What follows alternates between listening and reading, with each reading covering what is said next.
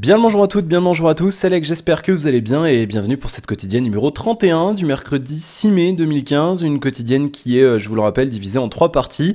On commence avec un point rapide sur quelques actus marquantes des univers jeux vidéo et high-tech du jour, on parle un petit peu de nourriture aussi, mais en général ça date, c'est pour le mardi, je veux lire, et ensuite je vous raconte un petit peu ma veille, entre les deux on fait un point sur la chaîne, on regarde ensemble le nombre d'abonnés, et je vous raconte un petit peu le futur, quand il y en a à parler, aujourd'hui non. Pas petite quotidienne aujourd'hui, je vous explique pourquoi dans un instant. Et on fait un point et je vous réponds aux commentaires sur la quotidienne du jour précédent, donc en l'occurrence celle d'hier. Alors, une quotidienne en speed que je tourne à... Voilà, j'ai fini le café, comme ça on n'en parle plus. Que je tourne à 15h40 parce que en fait normalement je reçois tout le matos que j'ai pris et tout pour les vidéos. Et en fait, j'avais l'option, c'était chronopost avant 13h. Le mec m'a appelé, bon moi j'ai toujours le même livreur, donc du coup maintenant il m'appelle à chaque fois avec son portable, il me demande est-ce que je suis là et tout. Et là il m'a dit entre 4h et 4h30, donc du coup je fais la quotidienne maintenant, comme ça je tourne ensuite les déballages. Et du coup ça m'a un petit peu niqué mon emploi du temps de cet après-midi. Bon, c'est pas bien grave, du coup j'ai 20 minutes pour faire la quotidienne, on va essayer d'aller vite. Côté jeux vidéo, on commence avec une petite info sur les conférences. Pas de conférence Sony à la Gamescom en Allemagne, j'allais dire en Auvergne. Le jour on a une conférence, un truc jeux vidéo en Auvergne, et me parlez pas du Clermont Geek ou je sais pas quoi, là c'est d'un ridicule ce truc. Enfin bref, peu importe. Pourquoi? Parce que la Gamescom est tout simplement trop proche de l'E3 cette année. Par contre, du coup, il y aura une vraie conférence avec des annonces et tout à la Paris Games Week. Et ouais, à la Paris Games Week, une vraie conférence Sony, donc du coup il y aura un petit peu plus d'intérêt pour cet événement voilà, que Gamit a eu la chance de couvrir avec certains membres de l'équipe, bon pas moi, mais bon du coup voilà, c'est vrai que c'était quelque chose d'intéressant. Bien, donc on verra bien ce qu'ils nous annoncent. Des détails sur les prochaines sorties d'Electronic Arts, et je vais commencer à râler sur jeuxvideo.com. Acte 1 sur 3.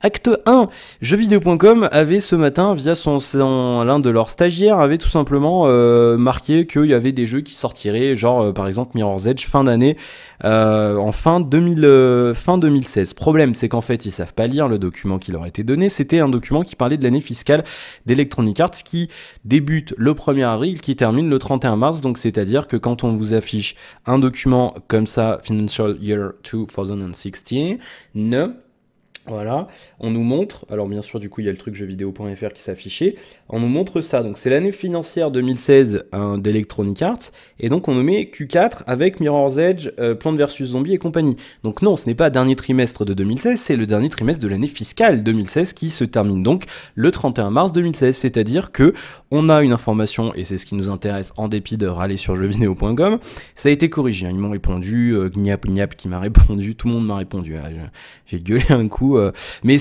je gueule pas par plaisir de gueuler, je gueule parce que ça m'énerve. Moi qui suis là-bas depuis, je suis jeuxvideo.com depuis 10 ans, j'ai modéré un gros forum pour le forum Nintendo DS à l'époque, ça faisait 1 an qu'elle était sortie, donc il y avait énormément d'activités, j'ai passé 16 mois à la modération de ce forum, et ça me fait chier de voir le site se casser la gueule comme ça, et ça m'énerve. Bon.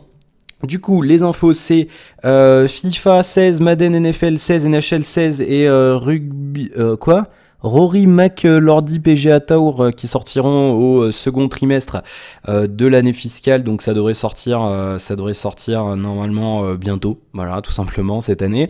Q3 NBA Live Saves Need for Speed qui n'a pas été annoncé, qui sera sans doute et très certainement annoncé à l'E3, et Star Wars Battlefront, donc qui sortiront à la fin de l'année, donc des 3 derniers mois de cette année, et au début de l'année prochaine, donc de janvier à fin mars, Mirror's Edge 2 et un nouveau Plants vs Zombies qui sera annoncé sans aucun doute à l'E3 en juin prochain, donc dans un petit peu moins de 6 semaines maintenant, donc voilà, c'est plutôt intéressant. J'attends de voir le Need for Speed et surtout le Mirror's Edge 2, quoi. Ça c'est un titre, on l'attend tous, et qui ne l'attend pas? Ceux qui n'aiment pas Mirror's Edge, cela dit, vous allez me dire, bien. Voilà. Ensuite, Titanfall 2 qui ne sera pas justement sur cette année fiscale 2016, donc sur celle de 2017. Donc Titanfall 2 ne sortira pas avant avril 2016, donc entre avril 2016 et mars 2017. Et c'est un jeu qui sortira donc aussi sur PS4 pour le coup, PS4, One et PC.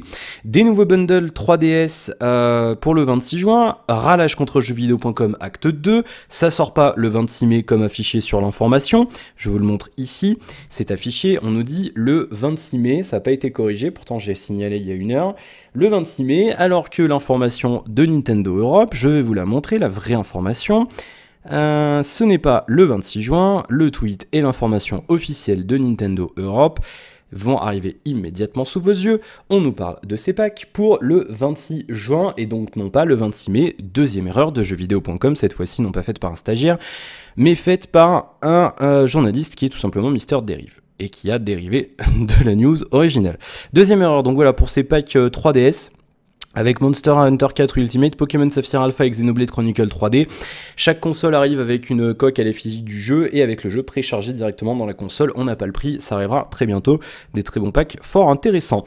Édition Game of the Year pour Far Cry 4 sur PS4 et PC, donc qui inclut le jeu de base ainsi que le contenu du Season Pass qui sera vendu 50 € et qui sortira le 19 juin prochain avec donc les DLC suivants: The Syringe, Escape from the Gash Prison, The Urk Deluxe Pack, Overrun et Valley of the Yetis, qui donc voilà, sortira le 19 juin pour 50 €, pas de version One, pourquoi on sait pas. C'est comme ça. Et la troisième erreur de jeuxvideo.com du jour, on va parler de la sortie de l'Oculus Rift version commerciale, non pas donc le DK2, la version commerciale, celle que je vous conseille d'attendre, puisque maintenant on sait à peu près quand ça sort, ça sortira au premier trimestre de l'an prochain. Ça a été confirmé sur le blog par qui? Comment qu'il s'appelle? J'ai perdu son nom.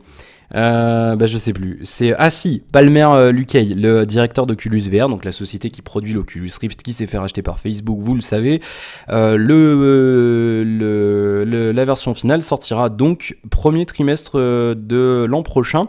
Et donc jeuxvideo.com nous disent on connaîtra la semaine prochaine les annonces, les détails techniques du bidule et le prix on l'a pas encore. Problème, c'est que jeuxvideo.com n'a pas su traduire correctement l'anglais. Qui a fait cette info? Mister Derive. Alors Mister Derive, il a peut-être pas bu son café du jour. Sur l'article, on nous dit weeks ahead. On nous dit, ils vont nous donner les informations some weeks ahead. Donc quand on traduit, ça veut dire dans quelques semaines et non pas la semaine prochaine. C'est une erreur de traduction. Donc il n'y a pas eu relecture ou alors je sais pas ce qui s'est passé. Voilà, troisième coup de gueule du jour sur jeuxvideo.com. Donc c'est-à-dire qu'en une journée, ils ont fait 3 erreurs plus ou moins importantes sur leurs informations. Ce qui est... moi je suis désolé, je peux plus. Hein. Jeuxvideo.com, j'y vais justement pour regarder ça, mais ça me tue à 3 infos. En plus, je veux dire, autant hier c'était les trucs sur... Non, lundi c'était les trucs sur la Vita, machin. Ok, là quand même on nous parle de Mirror's Edge 2, du nouveau Need for Speed, de plein de jeux. Ils se sont plantés sur toutes les dates de sortie à cause de cette histoire d'année fiscale. Alors certes c'est le stagiaire, il connaissait peut-être pas, machin, etc. Mais à un moment donné, justement, ça veut dire que personne n'a relu l'info du stagiaire. Et ça veut dire que le stagiaire il est pas suivi et il fait du boulot en étant payé, mais on s'en fout de lui. Ça veut dire qu'il fait son stage sans être un vrai stagiaire. Donc je trouve ça un petit peu... alors vous allez dire oui tu t'acharnes sur JVC. Ça serait une petite structure comme certains petits sites qui commencent à se développer tranquillement que je suis, je râlerais pas autant. Là, voilà. Alors je sais plus qui c'est qui m'avait répondu, d'ailleurs ton commentaire est passé en spam, du coup je l'ai pas lu hier, j'en suis désolé. Oui, c'est une petite rédaction, mais enfin, elle commence à grandir, et puis surtout, il y a Webedia avec son gros carnet de chèques derrière maintenant, donc voilà. Et puis, quand on est numéro 1, on est numéro 1, on fait son boulot jusqu'au bout. Bref, voilà, ça m'énerve un petit peu, mais je vous le dis, ça m'énerve juste parce que c'est un site que j'ai porté dans mon cœur pendant longtemps, et que j'ai défendu pendant longtemps, et maintenant, allez voir ailleurs, quoi, tout simplement. Allez voir ailleurs. Donc je sais pas, quand on fait de l'actu, qu'on est numéro 1, on prend le temps de relire ces informations, de relire, de corriger, de vérifier, de... Voilà. Là, il n'y a pas. Il y a aucun travail, quoi. Enfin, il n'y a pas de relecture. Faire des bourdes pareilles, je suis désolé. Autant l'histoire de la semaine, machin, bon, passons. Et pareil pour la traduction, mais là, 1 mois de décalage sur le pack 3DS et tout foirer les dates avec l'année fiscale, bon. Peu importe. Côté high-tech, l'OPR7 qui sera officialisé le 20 mai à Pékin. L'OPR7, vous savez, je vous en parle maintenant assez souvent dans la quotidienne. C'est le smartphone avec l'écran, avec les bordures, vous savez, arrondies, avec la réfraction et tout. Donc il sera annoncé le 20 à Pékin, on en reparlera d'ici là. Android 5 bientôt sur les Moto X de première et seconde génération et sur le Moto E seconde gen. Donc si vous avez avez ces deux téléphones, l'un de ces téléphones, pardon, et bien vous aurez accès à Android 5.1 qui sortira, on n'a pas la date en fait, on n'a pas la date, bientôt nous dit Motorola, sans passer par Android 5.0.2, l'amélioration des notifications, interruption, l'arrivée des heads-up notifications, enregistrement des contrôles luminosité, etc. Et donc c'est plutôt pas mal aussi de savoir que ça sortira sur le Moto E seconde gen qui est sorti en début d'année, donc un téléphone d'entrée de gamme à 100 € que je pense je finirai par tester. Voir si on peut avoir un téléphone Android d'une marque avec une certaine notoriété à 100 € qui fonctionne bien. On aura l'occasion d'en reparler. Côté Android, encore une fois, non, d'abord, je vous parle encore de Motorola, comme ça on termine Motorola. On a des rumeurs sur la fiche technique du Moto X 3ème génération, donc je vous rappelle que Moto X, le premier est sorti en 2013, le dernier est sorti en 2014, donc cette année, d'ici septembre, normalement on aura un Moto X 3ème génération. Donc le Moto X 2015, et on a des rumeurs sur la fiche technique, bien sûr à prendre avec les habituelles pincettes. Les informations nous viennent de STJS Gadget Portal, inconnu au bataillon, source anonyme apparemment, donc qui a transmis ces informations. Il pourrait être plus séduisant que le Moto X seconde gen. On nous parle d'une fiche technique avec quelque chose d'intéressant. On parle d'un écran 5,2 pouces AMOLED en résolution gros QHD, donc 2560 par 1440, comme le G4, le G3, le Nexus 6 et j'en passe. Une caméra, alors merci Frandroid qui charge encore des pages alors que j'ai pas voulu changer de page. Une caméra 5 mégapixels à l'avant, 16 mégapixels avec je ne sais pas quoi, pixel machin truc technologie, bon peu importe. Un processeur Snapdragon 808 qui serait donc intéressant pour limiter la chaleur, donc j'aimerais bien tester quand même ce 808. 4 Go de RAM, ça s'annonce pas mal du tout, on commence à avoir des téléphones avec 4 Go de RAM, notamment Zenfone 2, il y a 2-3 portables aussi en Chine qui commencent à arriver avec autant de RAM. Capacité de stockage 32 ou 64 Go et une batterie de 3280 mAh, ça s'annonce pas mal du tout, puisque c'est vrai que c'était un petit peu l'un des points faibles du Moto X seconde gen, puisque la batterie, si je dis pas de bêtises, elle était autour de 2600 mAh, ce qui était peut-être un petit peu limite quand même, au vu des performances de ce téléphone-là. Mais là, c'est vrai que ça pourrait être compétitif face par exemple à un G4 qui a à peu près le même, qui a le même Proco, et qui a même un petit peu une RAM équivalente, donc ça pourrait être quelque chose d'intéressant. Voilà, donc on aura l'occasion d'en reparler, bien entendu. Android 5.0.2 qui arrive sur la tablette N9 et non pas Android 5.1. Voilà. Ah, d'ailleurs, je suis en train d'entendre que il y a chien qui aboie, il y a peut-être mon Chronopost qui est arrivé, c'est possible. Et puis Grooveshark qui a été cloné, donc quelqu'un qui avait récupéré toutes les données machin du site. Donc je vous rappelle que Grooveshark le vrai a été arrêté puisqu'ils ont plein de sous à payer aux ayants droit.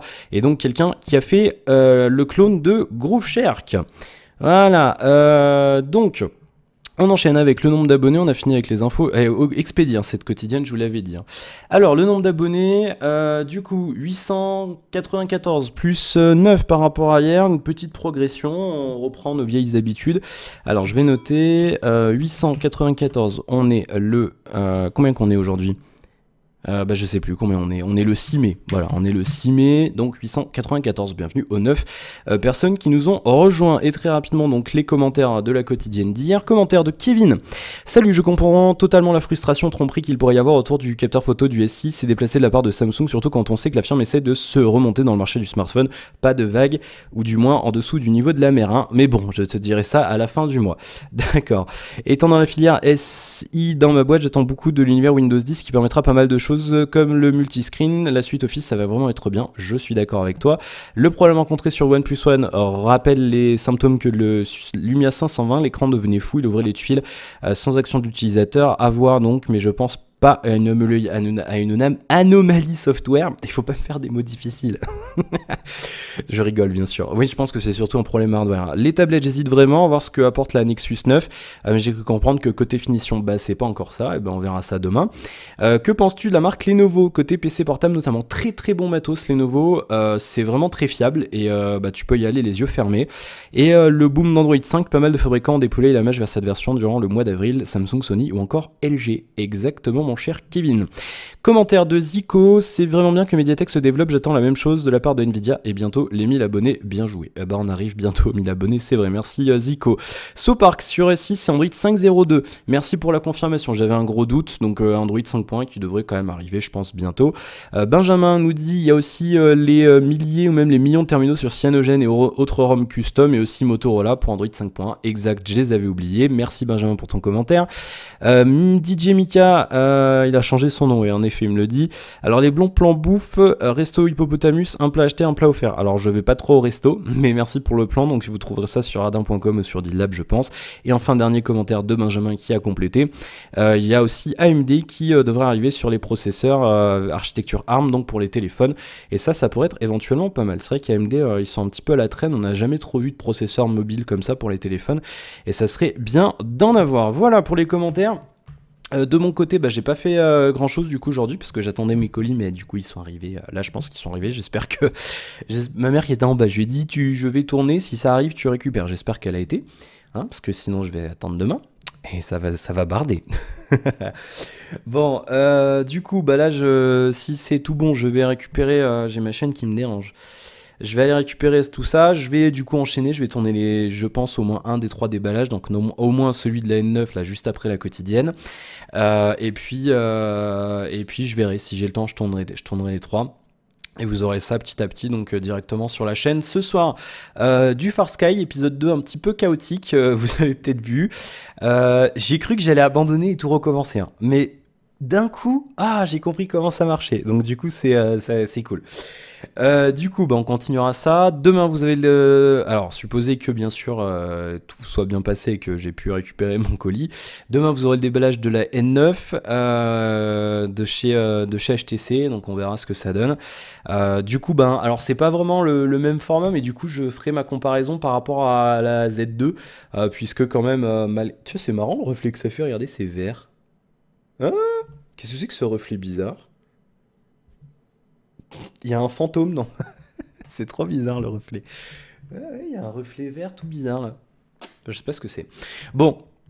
Donc oui, je comparais là-dessus, mais c'est pas vraiment le même truc. Par contre, oui, c'est clairement du haut de gamme, la N9 en termes de performance. Donc je comparais quand même avec la Z2 et surtout avec l'autonomie. Voilà, et puis j'ai pas grand-chose d'autre à vous dire. J'attends impatiemment l'épisode final de Person of Interest. J'ai continué Blacklist tranquillement. Et puis, je vous recommande un Blacklist d'ailleurs, si vous connaissez pas.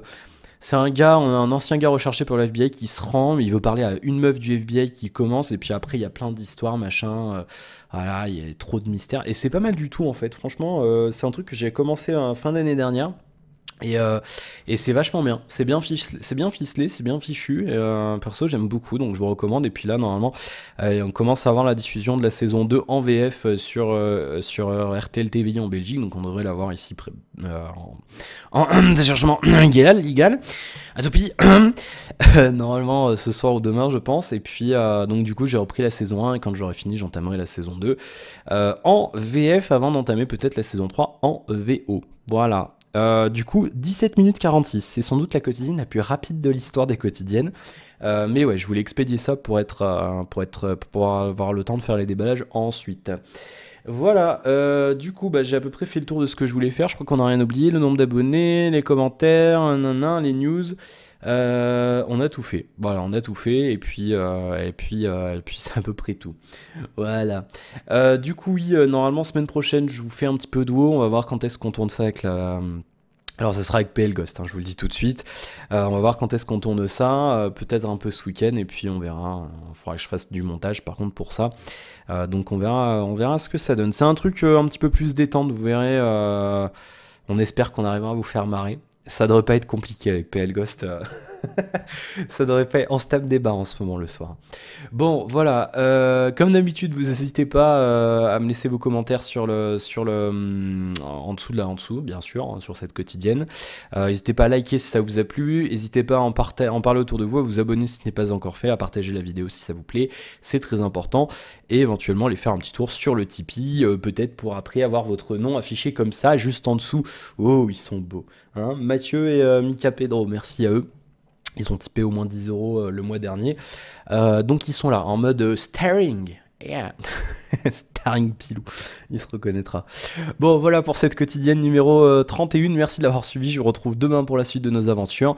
Et pour la prochaine quotidienne, la dernière de la semaine, donc demain, parce que je vous rappelle que vendredi c'est férié, donc il n'y aura pas de quotidienne. Semaine prochaine, il y aura le jeudi de férié, du coup je sais pas comment on fera, on verra. Ça sera le mystère total. Voilà. Bon, bah on a fait le tour. Merci encore une fois d'avoir suivi cette quotidienne. Je vous souhaite plein de bonnes choses et je vous dis à demain. Salut!